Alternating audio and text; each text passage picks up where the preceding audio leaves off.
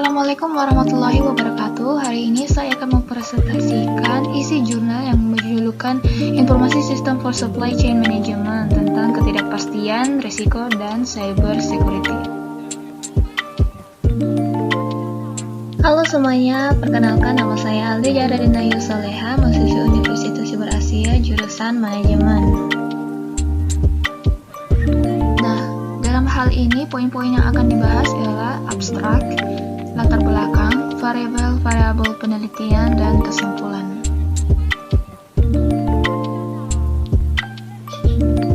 Penelitian dari jurnal ini bertujuan untuk mengetahui keadaan sistem saat ini dan arah penggunaan di masa mendatang. Informasi untuk manajemen rantai pasok dan untuk perusahaan manufaktur multi-komponen.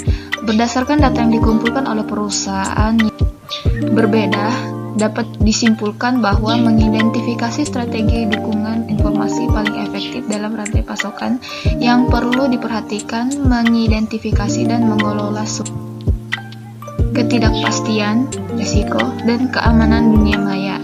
Hasil praktis utamanya adalah untuk mengusulkan pendekatan baru untuk mengidentifikasi risiko dan peramalan dalam kondisi pasokan solusi kompleks untuk mengamankan data dalam sistem informasi manajemen rantai persediaan atau rantai pasokan. Pembahasan pertama yaitu latar belakang. Supply Chain Management atau disingkat SCM adalah peraturan, perencanaan, kontrol, dan implementasi aliran produk dari desain hingga pembelian melalui produksi dan distribusi ke penggunaan akhir sesuai dengan persyaratan efisien biaya pasar. Sistem SCM memungkinkan secara signifikan lebih baik memenuhi permintaan produk perusahaan dan secara signifikan mengurangi biaya logistik dan pembelian. SCM mencakup seluruh siklus pembelian bahan baku, produksi, dan distribusi.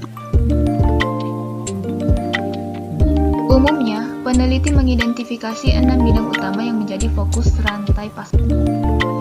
Yang pertama ialah produksi, persediaan, lokasi, inventaris gudang, transformasi, dan informasi. Menurut AMR atau Advanced Market Research dan Forrester Research, penerapan SCM memungkinkan perusahaan memperoleh keunggulan kompetitif seperti mengurangi biaya dan waktu pemrosesan pesanan seperti sebesar 20-40%, mengurangi biaya pembelian sebesar 5-15%, mengurangi waktu ke pasar sebesar 15-30%, mengurangi persediaan gudang sebesar 20-40%, mengurangi biaya produksi sebesar 5-5%, dan meningkatkan keuntungan sebesar 5-5%. Rantai pasokan yang berfungsi dengan baik dapat meningkatkan sistem perencanaan, mengoptimalkan inventaris, memenuhi tenggat waktu pengiriman, mencocokkan pasokan dengan permintaan, dan mengurangi biaya sehingga meningkatkan nilai pasar perusahaan. Internet adalah sarana teknologi paling sederhana, termurah, dan paling efisien untuk mengelola dan mengendalikan jaringan. Organisasi biasanya memulai dengan kombinasi aktivitas yang paling sederhana menggunakan email dan sistem otomatisasi alur. Berlanjut ke docking virtual proses bisnis utama, lalu mengonsolidasikan seluruh jaringan menjadi satu perusahaan virtual yang tersinkronisasi. Hewlett-Packard adalah salah satu perusahaan yang menyatukan tim pengembangan dari berbagai negara dan berhasil beralih ke desain paralel produk mereka, yakni printer laser. Perusahaan seperti Adaptec menghemat $10 juta setiap tahun dengan bekerja sama dengan mitra Jepang dan menggunakan desain berbasis web. Boeing dan TRW menghemat jumlah yang sama untuk penelitian bersama. General Motors juga menghemat sekitar $400 juta dengan menggunakan platform elektronik Commerce One, Trade Exchange, dan pemilihan pemasok waktu nyata. Poin pembahasan kedua yaitu variabel penelitian. Variabel penelitian dibagi menjadi dua, yaitu cara melakukan serangan web dan cara melakukan serangan layanan. Cara melakukan serangan web itu ada 3, yaitu proxy, spyware, dan kompromi email business spyware. Yang kedua, cara melakukan serangan layanan ada 3 juga, yaitu layanan DevOps, teknologi cloud, dan IoT. Yang pertama, cara melakukan serangan web berbasis server proxy. Penggunaan server proxy seringkali merupakan bagian integral dari implementasi dan manajemen rantai pasokan. Server proxy telah ada sejak awal internet dan fungsinya telah berkembang seiring dengan perkembangan internet. Profesional keamanan informasi sekarang menggunakan server proxy untuk mengidentifikasi potensi ancaman saat memindai konten, memungkinkan peretas mendapatkan akses tidak sah ke kontrol rantai pasokan, dan mendapatkan kontrol orang dalam untuk melakukan kampanye.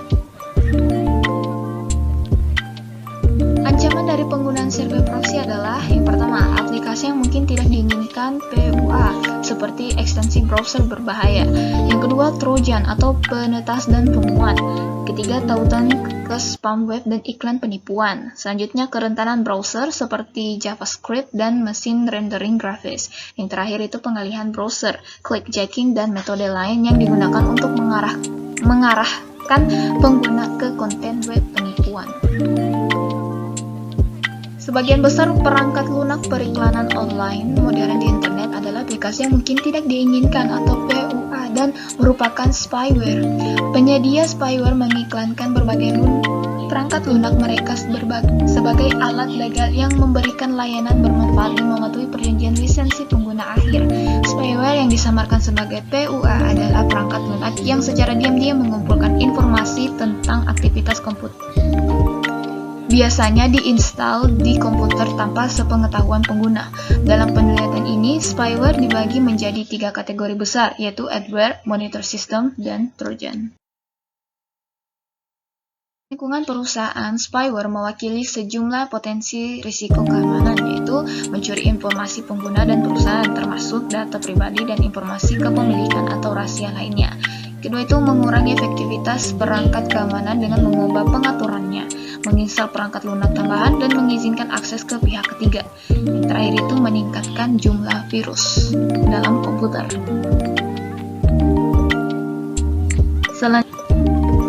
Kompromi email bisnis spyware. Peretas biasanya menjelajahi hierarki perusahaan dan karyawannya menggunakan email, misalnya profil jejaring sosial dan vertikal manajemen properti. Ini bisa berupa surat dari CEO atau manajer senior lainnya yang memintanya untuk melakukan pembayaran non-tunai kepada calon mitra bisnis atau pemasok. Pesan tersebut harus mendorong penerima untuk mengirimkan uang, di mana pengaruh dari hal tersebut biasanya membuat penjahat dunia maya menjadi beraksi atau memiliki rekening bank asing atau regional untuk dimintai untuk ditransfer ke bank tersebut, sehingga hal itu menjadikan perusahaan mengeluarkan uang tanpa tahu apa yang sebenarnya terjadi. Selanjutnya, serangan layanan. Layanan DevOps ini, meskipun IC berpemilik dengan haknya sendiri, SCM didasarkan pada layanan DevOps gratis atau bersama. Yang dimaksud dengan istilah ini adalah teknologi seperti Docker, MySQL, MariaDB, dan komponen DevOps populer lainnya. Teknologi cloud. Jaringan dinamis modern menawarkan lebih banyak peluang untuk serangan yang menciptakan risiko keamanan baru dan mengurangi opsi kontrol. Sumber utama risiko tersebut adalah cloud. Bisnis end-to-end meremehkan risiko dan jumlah kegagalan di perusahaan, cloud, dan jaringan infrastruktur perangkat akhir mereka. Yang terakhir adalah IoT. IoT ini menawarkan kemungkinan peluang besar untuk kolaborasi dan inovasi di bidang kehidupan bisnis. Namun seiring pertumbuhannya, keamanan organisasi dan pengguna semakin berisiko. Salah satu masalahnya adalah kompleksitas pemantauan. Banyak dari perangkat ini tertinggal jauh dalam hal keamanan sistem ke desktop dan menambah kerentanan yang dapat memakan waktu berbulan-bulan atau bahkan bertahun-tahun. Berdasarkan dari pembahasan yang sudah dibahas sebelumnya, dapat disimpulkan bahwa dengan tidak adanya solusi pemantauan dan deteksi kebocoran, informasi secara real-time, penyerang dapat bergerak di sekitar jaringan tanpa terdeteksi. Jika tim keamanan hanya dapat meninjau snapshot atau daftar perangkat lawas dikelola, mereka dapat mengirimkan melalui koneksi kabel setidaknya 20% perangkat yang terhubung secara fisik ke jaringan. Inventaris tersebut harus diatur dan diotomatisasi karena jaringan perusahaan, infrastruktur cloud, dan infrastruktur perangkat akhir terus berubah dan tidak dapat dikelola secara efektif oleh staf manual. Selain itu, konsumen mengharapkan layanan seluler dan situs yang aman yang tidak dapat disediakan oleh infrastruktur komunikasi saat ini. Itulah presentasi dari saya, lebih dan kurangnya mohon dimaafkan. Wabillahi taufiq walhidayah. Assalamualaikum warahmatullahi wabarakatuh.